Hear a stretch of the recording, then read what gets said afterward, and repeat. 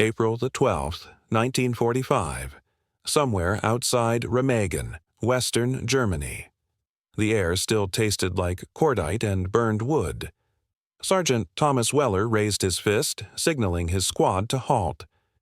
Through the morning mist, movement flickered behind a collapsed stone wall, shadows too small, voices too high. When the Americans closed in, weapons raised, they found not hardened soldiers but boys. 15 years old, maybe younger, oversized helmets slipping over their eyes, fingers blue with cold, rifles trembling in hands that had never stopped shaking. Before we continue, if this story moves you, hit that like button and subscribe so you don't miss more untold moments from history. And drop a comment below telling us where you're watching from, whether it's Texas, Toronto, or Tokyo. We'd love to hear from you. These stories deserve to be remembered, and your support keeps them alive. The first boy dropped his Panzerfaust into the mud. His voice cracked as he raised his hands. Nicht schießen. Don't shoot. One by one, the others followed. Their boots were worn through, toes exposed to the frozen ground. One clutched a photograph of a woman holding a baby, his mother, perhaps. Another had tears frozen to his cheeks. And in that moment, staring at these trembling children dressed as soldiers, the Americans realized something that would haunt them for the rest of their lives. This was what desperation looked like. This was what happened when a nation devoured its own future. By the spring of 1945, Germany was no longer fighting a war. It was performing a funeral. The Wehrmacht had been bled white across two fronts. The Luftwaffe was grounded for lack of fuel. The industrial heartland of the Ruhr lay in ruins, its factories silent, its workers fled or dead. In the final months, the Nazi regime turned to the only resource it had left: children. Boys who should have been finishing school were handed rifles and told to stop the most powerful military force the world had ever assembled. The Volkssturm, or People's Army, was a desperate fiction. It was old men and young boys, armed with outdated weapons and hollow promises, sent to delay the inevitable. The Hitler Youth had been grooming these boys for years. They had marched in parades, sung anthems, and been told they were the future of the Reich.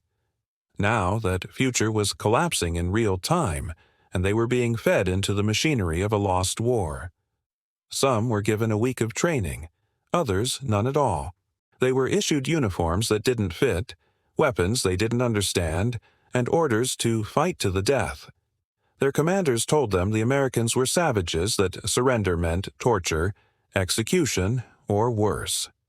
So, when the moment came, when the enemy appeared through the smoke and rubble, many of these boys believed they were staring at their own deaths.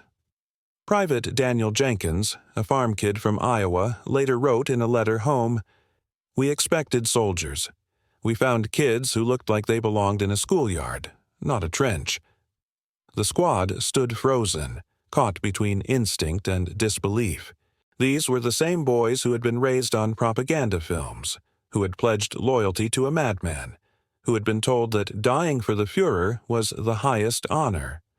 But propaganda doesn't hold up well when you're starving, freezing, and staring down the barrel of an M1 Garand. Sergeant Weller lowered his rifle slowly. "Hold fire," he said, his voice steady but heavy. "They're just kids." The words felt strange in his mouth. For months, the enemy had been a faceless threat: uniforms, helmets, guns. Now, looking at these trembling teenagers, the illusion shattered. Corporal Michael Hayes knelt beside one of the boys and spoke gently through an interpreter.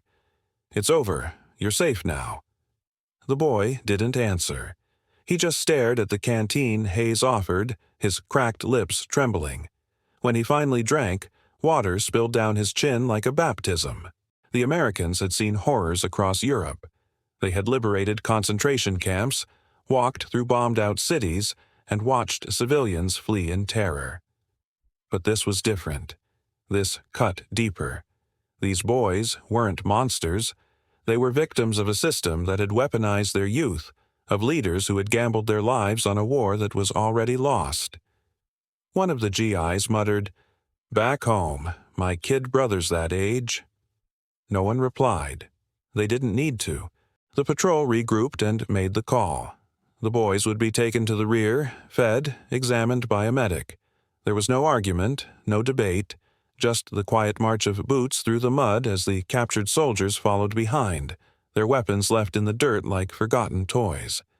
As they walked through the shattered village, a crow flew overhead, cawing in the gray sky. The war was shifting, not in the sound of guns, but in that strange, heavy silence. The enemy was no longer the monstrous image they had been trained to hate. It was a child with shaking hands, afraid to die. When they reached the collection point, a half-destroyed barn outside Remagen, the truth of what they had witnessed began to sink in. The boys sat together in silence, huddled near a makeshift stove that barely gave off heat. Their helmets rested on the ground beside them, revealing faces that didn't belong on a battlefield. Dirt streaked across cheeks that still carried traces of childhood. One boy's hair stuck up awkwardly where it had been pressed under a helmet too large for him. Another had freckles. His eyes darted nervously every time a boot scraped the floor. Sergeant Weller leaned against a post, studying them. "Jesus," he muttered, "they're just kids." Corporal Hayes crouched near the stove, opening a tin of rations. He didn't speak German, but his tone was calm, almost fatherly. "You hungry?" he asked, gesturing with a spoon. The nearest boy hesitated, then nodded slightly. The Americans had been trained to see the enemy as faceless uniforms, weapons, threats. But looking at these trembling teenagers, the illusion shattered. The fear in their eyes was too familiar. It reminded them of their own brothers, sons, neighbors back home. One of the captured boys, barely 16, finally spoke. His name was Emil. He said he had been part of the Hitler Youth before being sent to the front 2 weeks earlier. His voice was thin, almost apologetic.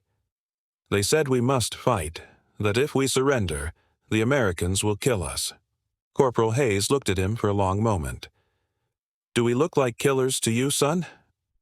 Emil stared at the steaming tin in his hands. "No, not anymore." Another boy, older maybe 17, added quietly, "They told us to aim for your heart, to die before being taken." His hands trembled as he spoke. "But when you came, I couldn't shoot. I thought of my little brother." The room fell silent. Even the Americans didn't know what to say. These weren't fanatics. They were victims of propaganda, of desperation, of a system that had devoured its own children in the name of pride. Many of them hadn't even finished school. Some had never left their hometowns before the army dragged them away. And yet here they were, wearing the same uniform as the men who had burned cities and filled graves. Sergeant Weller finally broke the silence. "We're sending them to the rear with the next convoy. Make sure they get blankets." A medic came by, wrapping one boy's blistered hands. Another soldier handed out chocolate bars from his K-rations. The boys stared at the treats as if they were contraband. Emil took a small bite, then another. Tears welled up, though he tried to hide them. "You okay, kid?" Hayes asked softly. Emil nodded, but couldn't answer. He hadn't tasted chocolate in nearly 2 years. The Americans didn't press. They had all seen enough suffering to know when words weren't needed. Instead, they kept the boys warm, fed, and quiet until night fell. As the lanterns dimmed, Sergeant Weller stepped outside. The stars above the ruined countryside were faint, blurred by drifting smoke. Somewhere to the east, artillery still rumbled. But here, for the first time in months, there was peace. He thought of his own family in Kansas, his brother, 16, who had just started high school. The thought twisted his stomach. "Could have been him," he whispered. War had blurred the lines between good and evil, soldier and victim. Those boys had been told they were fighting for honor. In truth, they were fighting for men who never cared whether they lived or died. Inside, the young prisoners finally began to drift into uneasy sleep. The stove crackled softly. An American guard stood watch by the door, his rifle slung loosely over his shoulder. They were no longer enemies. They were just lost children, trying to survive a war they never chose. The next morning broke gray and damp. The camp outside Linz am Rhein was a temporary holding site for prisoners being processed before transfer.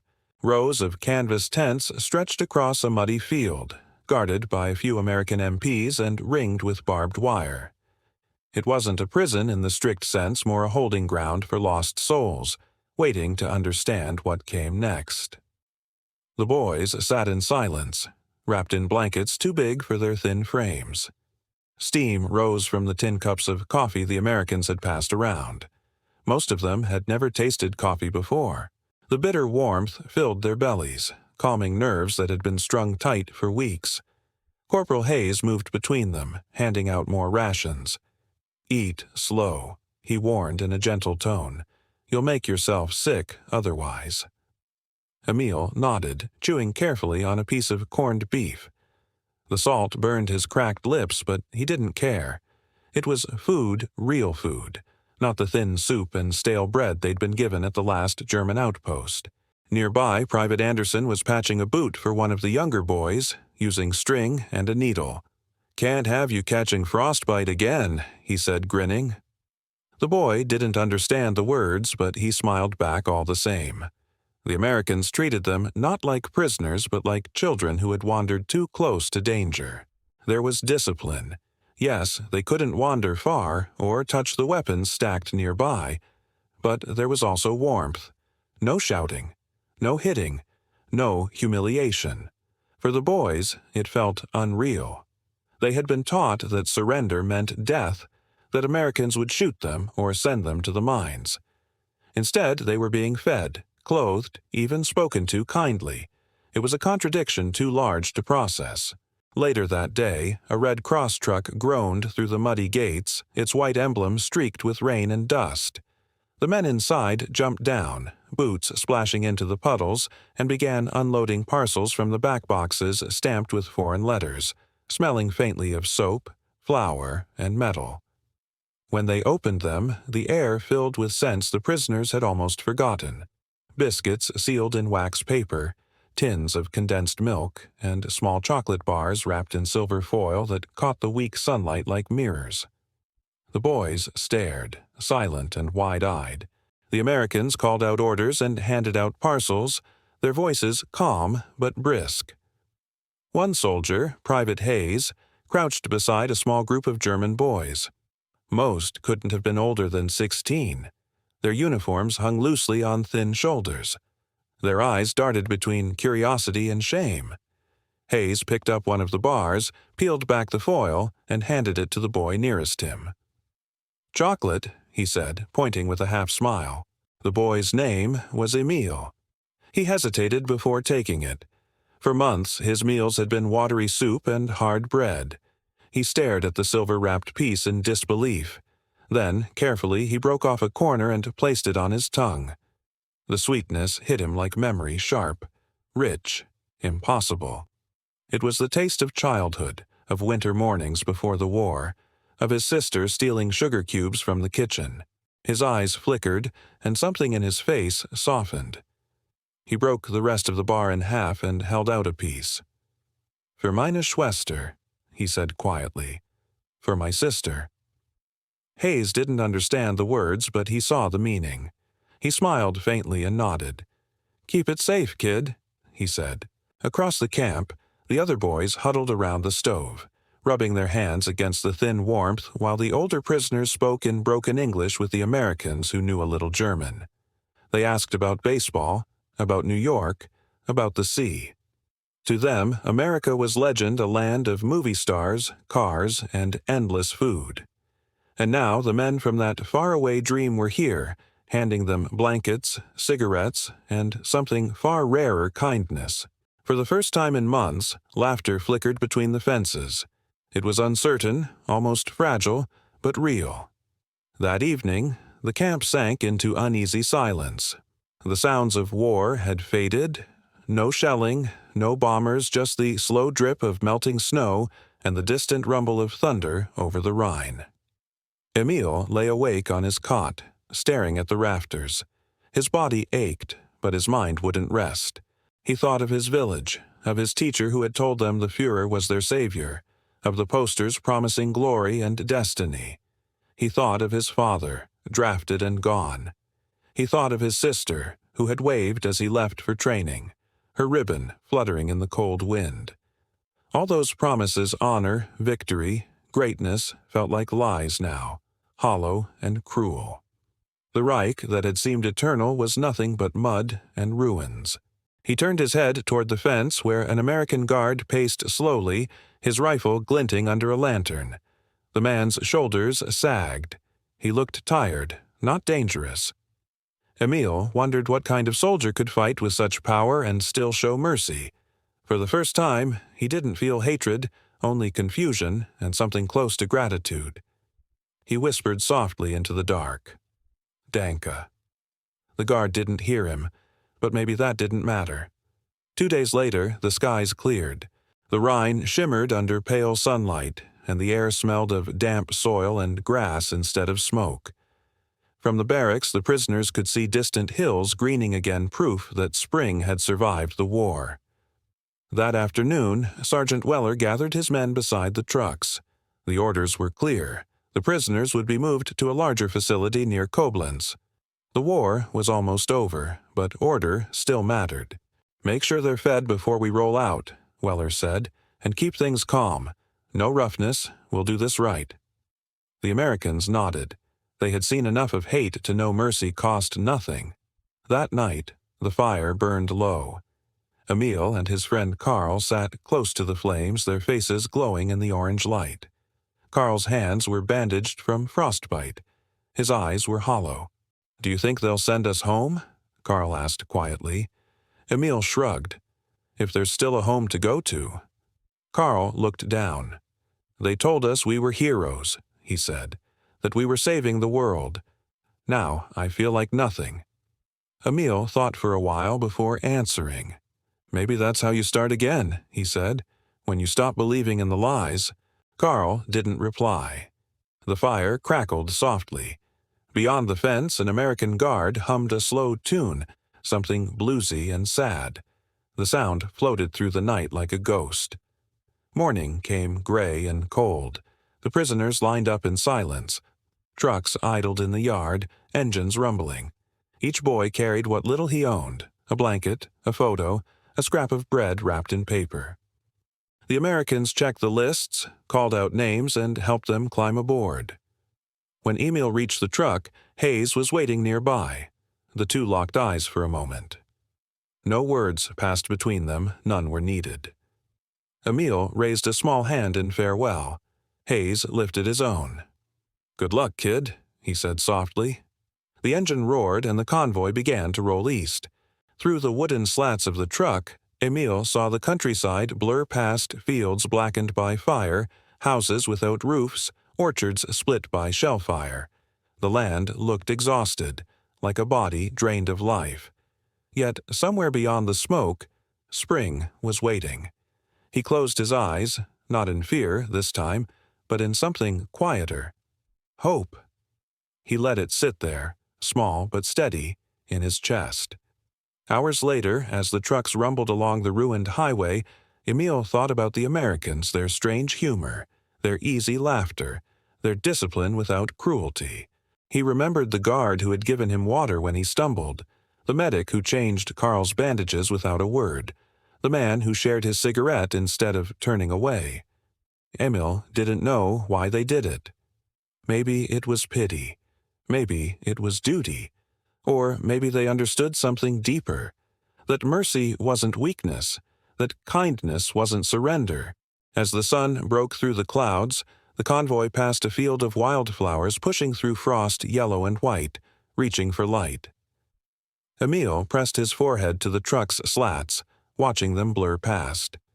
For the first time, he believed the war might end not just on paper, but inside people.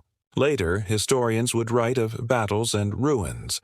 But not all victories were loud. Some were quiet when a soldier gave a child chocolate, when a guard shared soup, when an enemy became human. Mercy never dies.